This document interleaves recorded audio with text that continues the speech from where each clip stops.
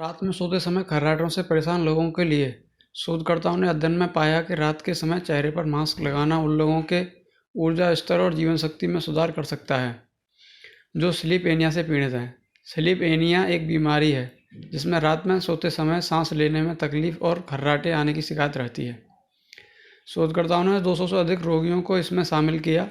उन्होंने sleep anyway से जुड़े मध्यम मामलों में उपचार के लिए विभिन्न पहलुओं की जांच की।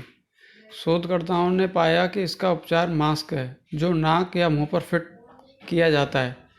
इसे एक निरंतर सकारात्मक वायुमार्ग दबाव मशीन कहा जाता है जो सांस लेने के मार्ग को खुला रखते हुए धीरे धीरे मुंह और गले में हवा को धकेलता है।